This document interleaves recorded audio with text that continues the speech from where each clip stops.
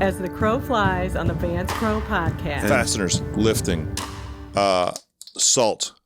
Ordinary things that you saying keep you humble. It would be like, literally, dude, I've been reading a ton about Caesar. July is named after Julius Caesar. He went to Egypt. Like the timeline of the dude, this stuff that this dude did is so insane. You know what I mean? He gets asked to leave Rome. He becomes a governor. He's like, put me next to the Gauls, I think, right? And then he like conquers what is, modern day France and doubles Roman's empire, right? And then they're like, man, we better get this dude out of here. He's like, people are loving him because he's sending all this money back. And then so when he comes back, they're like, we got to say that he's a terrorist and he attacked, using I didn't Roman know they soldiers. did that to him. Wow. Dude, so his name is Pompey, right? So Pompey was the dude that like put him in as a stooge, to run the Senate, Caesar. And then people started liking him. He's like, you're out of here, right? Because they didn't want anybody having more influence than them or being liked more than them, which is like super vain, right? But then Caesar was so ambitious, and he's like I love this history, dude, but he's with Brutus's mom, right? I think that history repeats itself so much, dude, and I don't want to like... Keep going, dude, man. This is great. It's so crazy, but I've been reading it, and I've been thinking like, oh my God, this stuff is awesome. So Caesar... was like, hey, we're going to take a vote today on eating donuts every Tuesday or whatever, you know what I'm saying? And everybody's like, no, we don't want donuts on Tuesday. And he's like, okay. And Pompey's like, dude, I put you in here to push these things through. We're going to get you out of here. And he's like, let me handle it my way. And Caesar was a general, right? Caesar was a beast. Him and Mark Antony. These names are all familiar to me. Mark Antony was a general. They're homies, and so he's like, dude, let me see what I can do. And Caesar has his goons go beat all these senators up, right? So the next time they come to meet, he's like, we're gonna donuts on Tuesday. Everybody's like, yeah, donuts on Tuesday. So they end up, he's with Brutus's mom, who eventually betrays him and stabs him, right? But Brutus's mom was a descendant of the person who founded Rome. I can't remember his name right now. But so she knows like how to move politically, and she starts coaching Caesar, and Caesar gets like big time, and then they kick him out. Pompey's like, he's gonna be more influential than us. They kick him out. He goes, conquers the Gauls, expands the Roman Empire by 100%. Starts sending the money back. He's going back a champion, right? And then they say, if he comes back here with this influence and money, we're on his hit list. Yeah. So, and we already know that he's willing to beat you. Right. So they say, war crimes. He used Roman soldiers for his own political gain. Okay. So he used our soldiers for his own political gain. And then they said, we'll abandon the city. Right. So this is over the course of like 4 years. Okay. You're kicked out.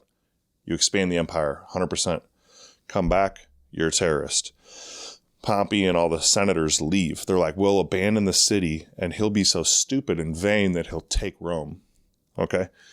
So then they leave. But why do they think that would be a bad thing? So they think Caesar will take Rome. Yeah. They're going to go get a bunch of soldiers, come back and kill him when he's fat and happy and lazy. Okay. So Caesar. Pull this microphone up. Mark Antony says, hey, they gave us Rome. And he's like, well, we're passing that. We got to go kill all these dudes, right? Or else he sees the writing on the wall. They gave this up as bait. So they had a 200-mile lead. Imagine this, dude. You have, 20,000 troops, and you're chasing people, and they're 200 miles ahead of you, and you're walking. He catches them as they're in boats sailing off. And Mark Antony's like, they're gone. And he's like, wrong. Break down all the carts, build boats. We're getting them. And they sailed to Greece. And they build enough boats to carry 10,000 soldiers. I've been like obsessed with this.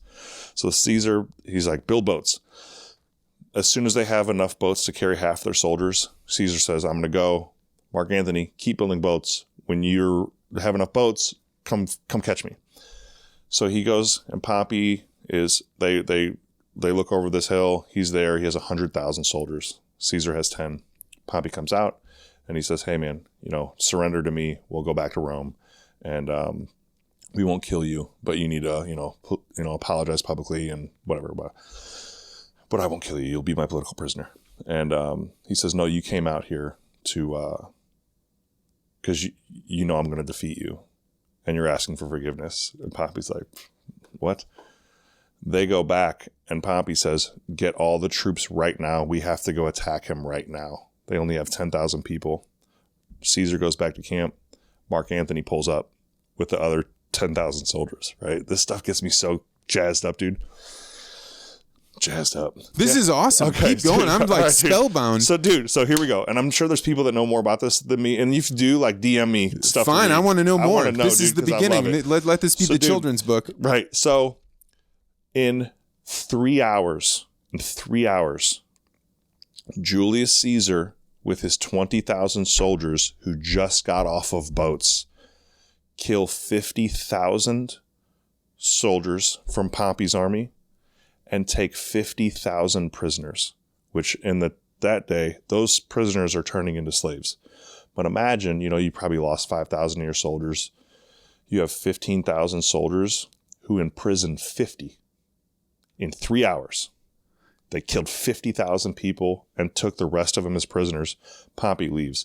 Mark Antony's like, let's go, man. Let's go back to Rome with these people. Each head is worth 1,000 shillings or whatever, shekels. I don't know. And Caesar says, this will not stop until I catch him and kill him. Right? So he's like, Mark Antony, you go back to Rome, rule it until I get there. I'm going to get Pompey. He thinks to himself, Egypt owes him money.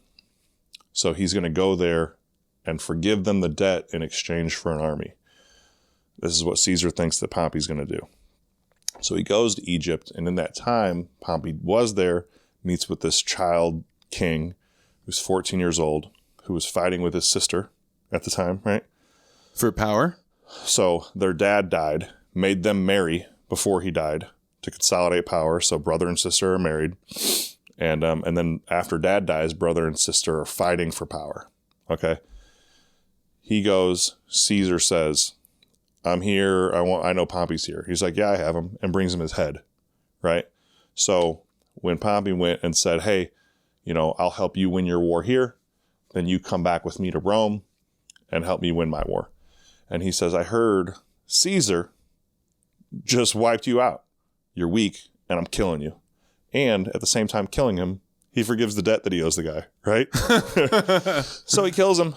But Caesar is so angry that someone who wasn't Roman killed a Roman, right? And even though this guy just killed his mortal enemy, he can't forgive because he's so... That a Roman citizen would be protected. That a Roman citizen should be protected, dude. I'm like, holy shit, this guy.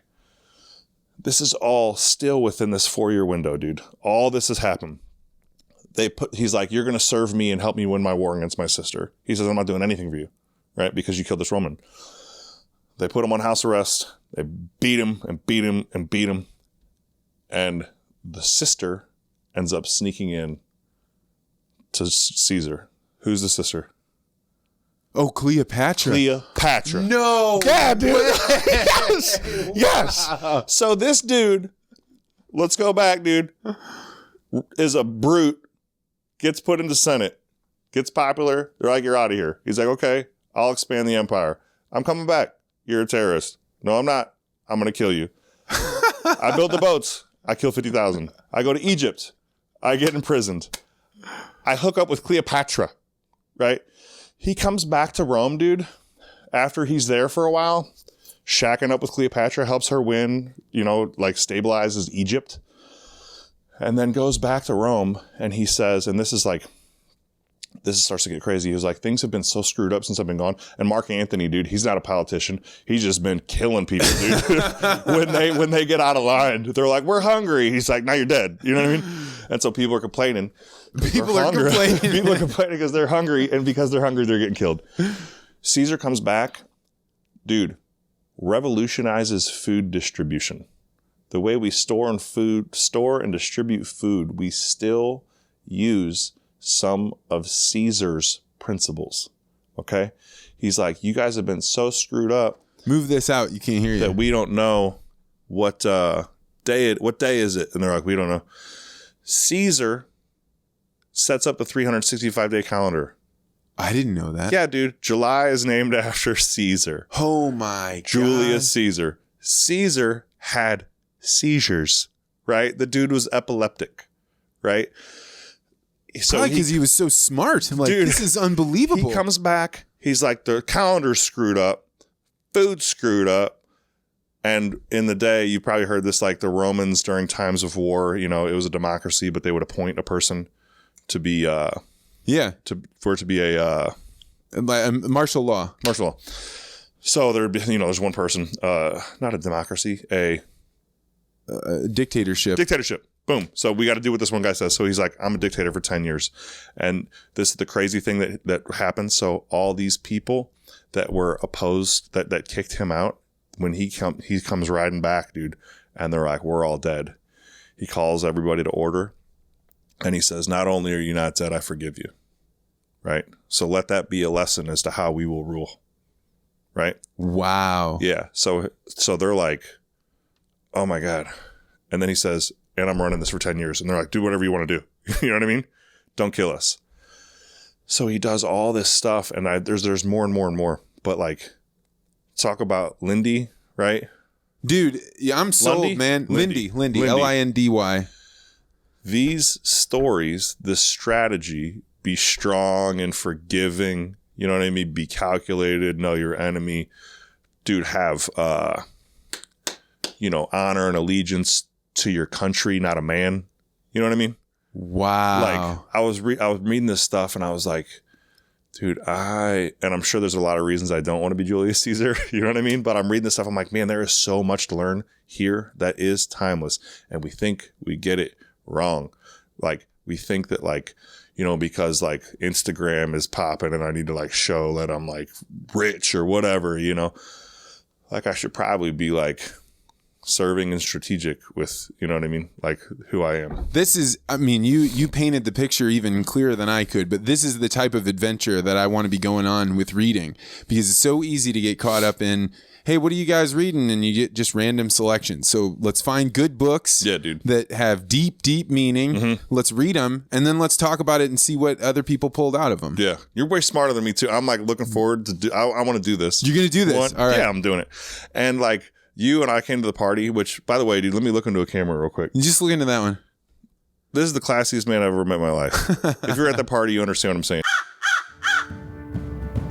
If you want to hear more about the book club, you can click on this link right here. And if you'd like to hear a full-length interview with Jason Bockman, click on this link here.